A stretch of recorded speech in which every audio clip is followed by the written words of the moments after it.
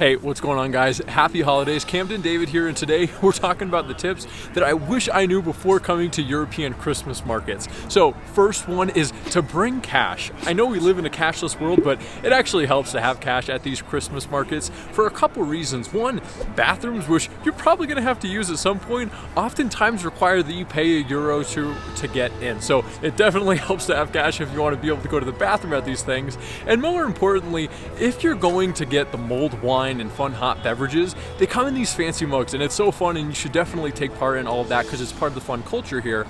But when you're getting that mug, you pay cash in advance, and it's actually a deposit on the mug. See, you can bring the mug home as a souvenir if you want, but you can also just return the mug afterwards, and you'll actually get a portion of that deposit back. So it helps to have cash to be able to do that. It'll save you a couple bucks if you don't want the souvenir, but like I said, if you want to bring a souvenir home, you can certainly do that. I also wish somebody would have warned me how expensive these things are.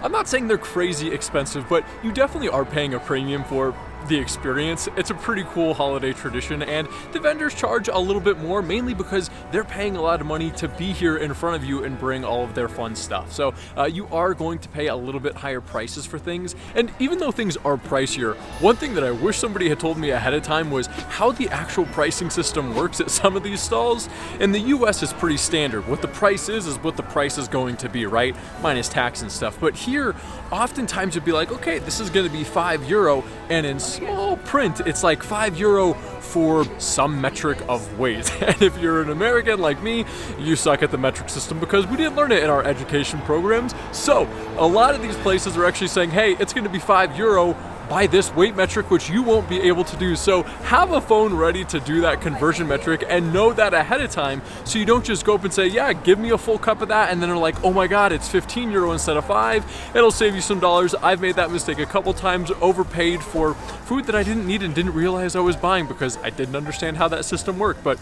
now you know, so hope you don't run into that same mistake. The next thing that I wish somebody had warned me about before going into the first Christmas market was, hey, it's going to be like sensory overload. There's going to be so many things and you're going to want them all, but don't just take a lap around first. Take a lap, see what there is for a couple reasons. One, you're going to notice that vendors have different prices, so it might pay to do that lap and figure out where is going to be that place that's going to give you the most bang for your buck. And also, there are going to be a lot of similar products with slight variations, so make sure that you get the one that you actually want. And again, there's no rush at these things. These are all-day events, and you should definitely plan on spending a lot of time here. So take that lap around, get the lay of the land, understand what you want to go spend money on, and more importantly, who you want to support with your money, right? A lot of people don't realize that sometimes if you're looking at the tags, you'll be like, oh man, this thing was actually imported from another country. This is not a local artist or business that I'm supporting and buying this awesome little trinket. This is something that's coming from halfway across the world, and this is just a commercial business. And if you want to support that, that's totally fine, but if supporting the local business is important to you, check the tags, engage with the artists and the vendors, and again, do that lap around so you know who you're supporting. So if that's important to you, it can really help. Also, have clear expectations on what to expect here. Things are going to be a little bit pricier, like I already mentioned, but also, if you're an American and you are going to these European markets, you're probably thinking, oh man, I want to get my hands on a hot chocolate. And trust me, I feel it. That's what I want every time that I'm at a Christmas market, because that's the tradition in the US, right?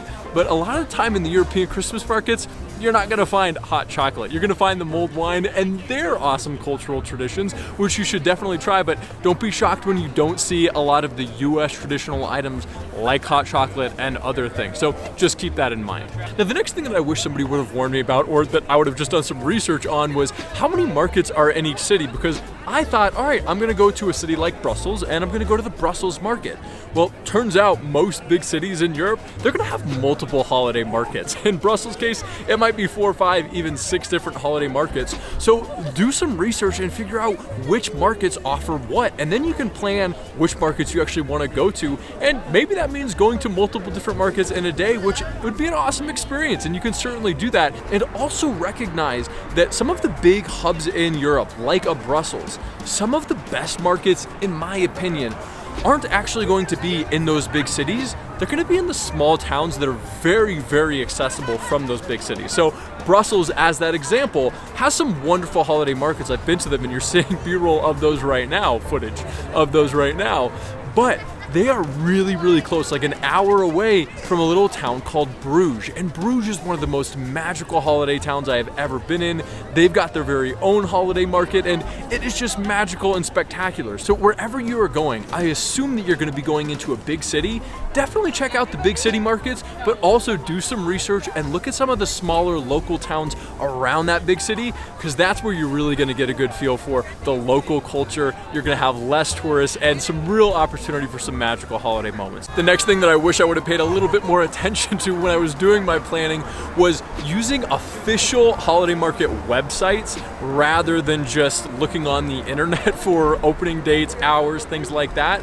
Turns out there are a lot of different holidays all around the world, and sometimes you might get to a city and guess what? The day that you're going, the market is closed because it's a local holiday or there's some other closure, and the place that you're going to find all that info is the official websites. So again, look for the official website mark for those specific holiday markets. It'll help in just making sure that you're getting accurate information, which is really important if you're planning an international trip and going to be spending a lot of money around these things.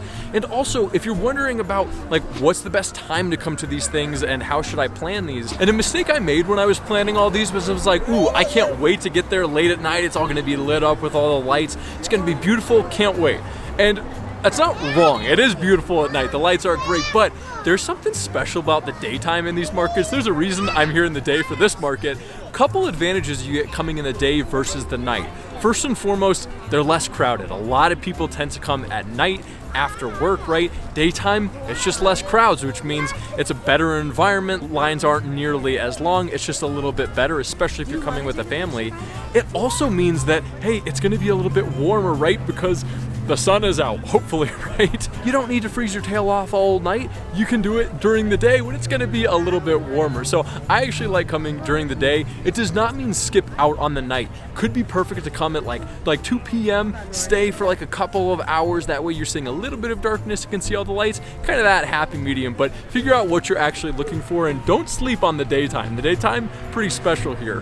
And also in terms of days of the week, obviously weekends are gonna be most crowded.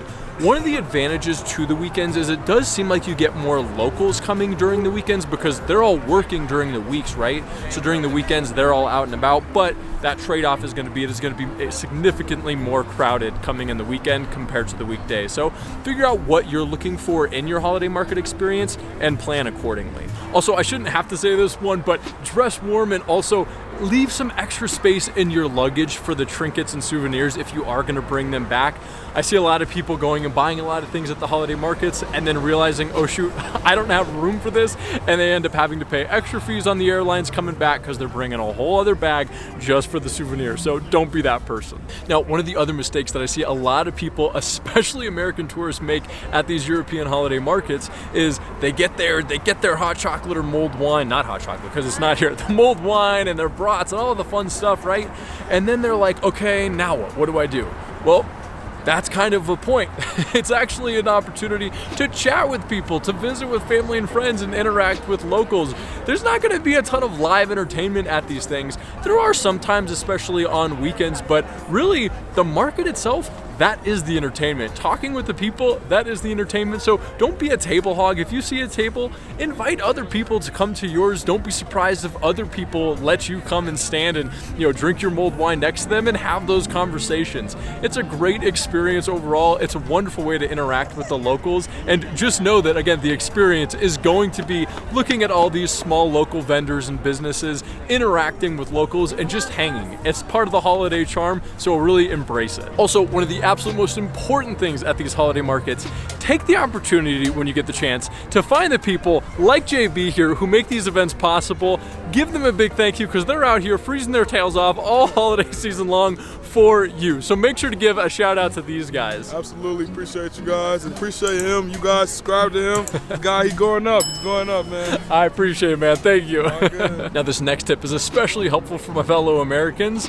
If you're looking at this building back here and you're trying to figure out where the heck in Europe are you, which holiday market is this, I don't recognize that building, that's actually because I'm not in Europe right now. All the footage that you've seen is from other holiday markets in Europe that I've attended, but I'm actually in the States right now visiting family for a few weeks for the holidays, and I'm at what they call a Kris Kringle market here in the United States. So if you know which city I'm at, leave it in the comment section down below. But if you're an American and you don't have the money and this isn't the year to get over to Europe for these holiday markets, Google the Kris Kringle market, see if your city has one, because they do a fantastic job trying to replicate the experience that you get when going to Europe. So make sure to check that out if you're on the budget and have to stay in the States this year. If you want to see me make the mistake of not recognizing that a holiday market was actually closed down, which caused me to have to jump to another country in Europe to go and track one down a few years ago during the pandemic, you can watch that right here. It's an interesting video. If you have any questions, leave them in the comment section. As always, happy holidays to you, and we'll catch you guys next time.